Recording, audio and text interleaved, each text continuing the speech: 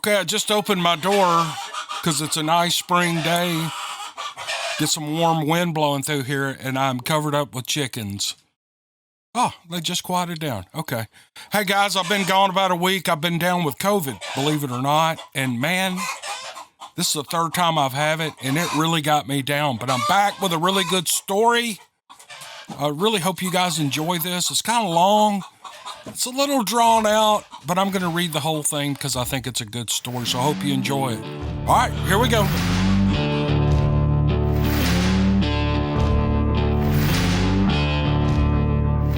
Growing up, I was into all things outdoors, hunting and fishing and survival and all of that.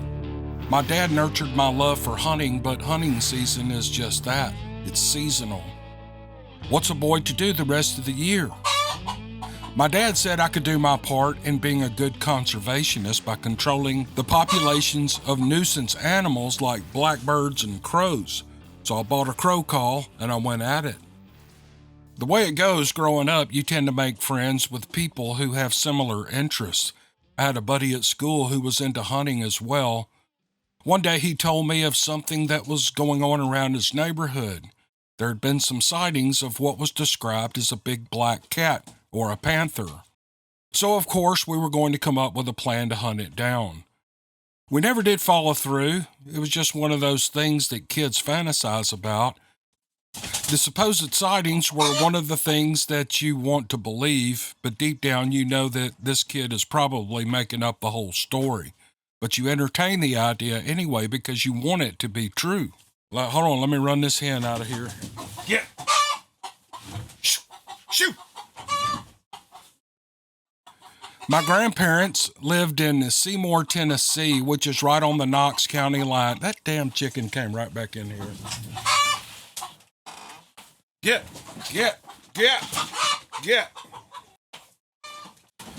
All right, sorry about that. It's like old times. My grandparents lived in Seymour, Tennessee, which is right on the Knox County line and close to where my friends lived. I stayed with them one weekend and was out early Saturday morning sitting on a fence line that overlooked a field, and I was doing my best to call in some crows. I had been there an hour, not having any luck getting anything within shotgun range. Most people don't know it, but crows are very smart and they can see well. I was looking out across the field when I noticed something coming through the opposite fence line about 200 yards away. At first, I thought it was someone's dog, and as it was going up to a brush pile along the fence and sniffing for game. It was jet black, and in my mind, it was a neighbor's lab out hunting around. Shh, get it!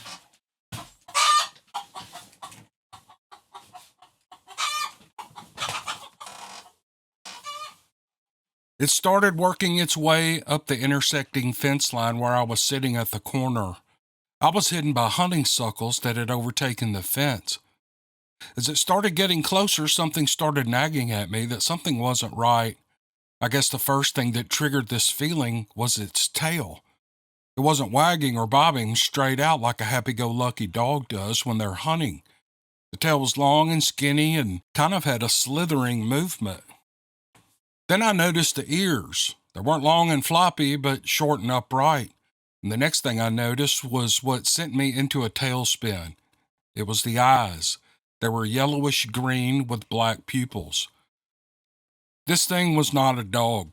My mind started trying to explain what I was seeing, but the best I could come up with was that someone's exotic pet had escaped. Being a smart aleck, I stood up and I yelled at it. "Here, kitty, kitty, here, kitty, kitty," I shouted.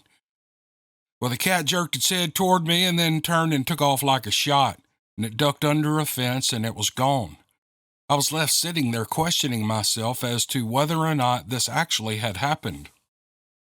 Years later, I was taking my little cousin to his hunter safety course, and someone brought up the question about Black Panther sightings that were, by this time, all over the state.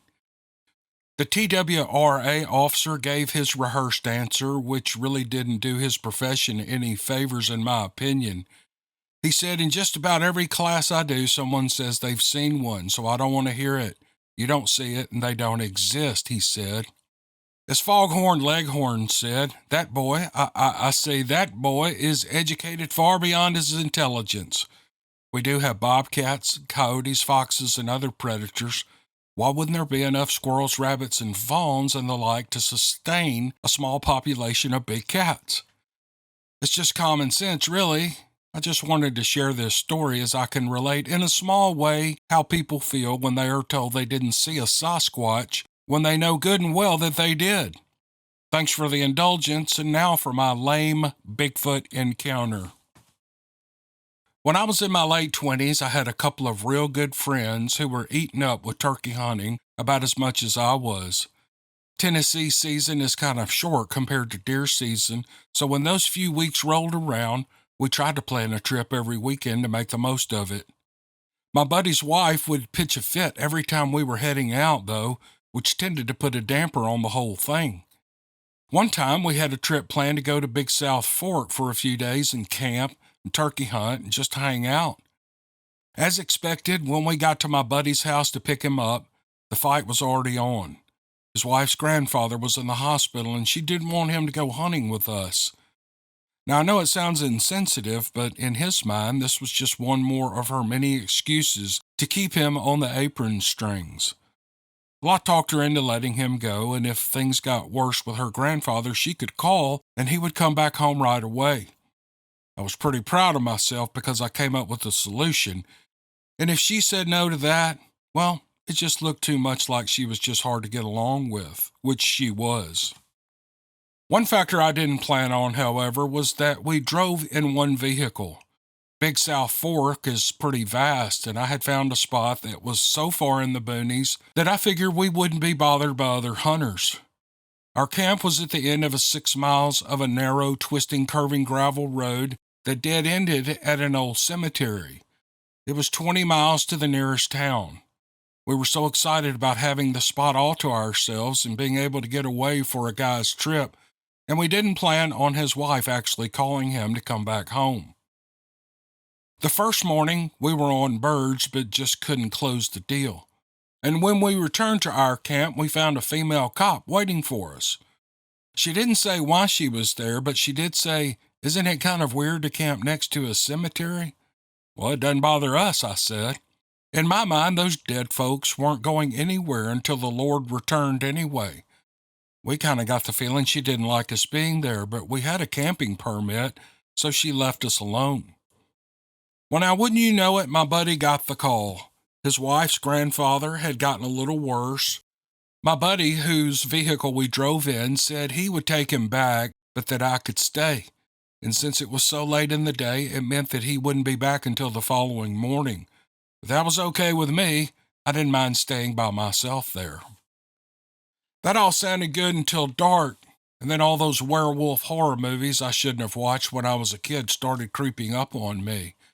And it was boring with no one to talk to, so I decided to turn in early. I did have my turkey gun loaded and sitting beside my sleeping bag, just in case. I will also admit that when I was a kid, I was infatuated with Bigfoot, and I read every book from the library that I could get my hands on. One of my high school friends and I even had a plan to go to the Pacific Northwest sometime after graduation and hunt Sasquatch. Well, that never happened, but I would be lying if I said that thoughts of the old skunk ape didn't cross my mind that night as I drifted off to sleep. Sometime later in the night, something woke me up. It was the sound of something outside my tent moving around. It wasn't a small, scurrying type noise, but something big and heavy. You could hear gravel crunching under the load as whatever it was stepping on and the foot rolled forward. I had hunted my whole life and I knew the difference between 2- and 4-footed things and what they sounded like when they walked.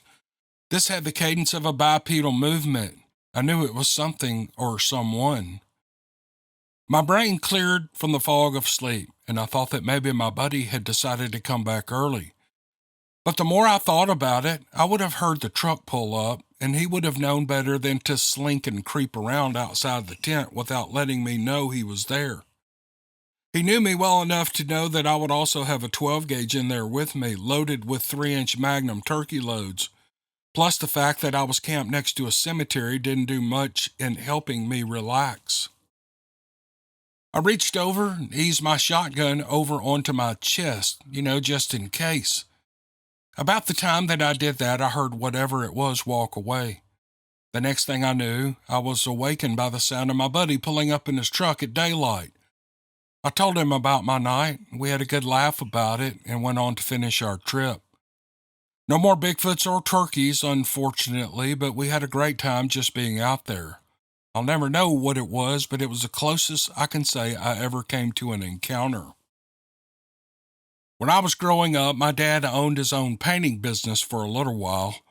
I worked for him during the summers to earn money and keep me out of trouble, I guess. At the peak of his career, he had a crew of guys that worked for him, and one fellow was from Louisiana. I was infatuated with Bigfoot as a kid. I guess ever since I saw the $6 Million Man and Woman episode with Bigfoot in them, any show or movie or book that had to do with Bigfoot, I was all about that.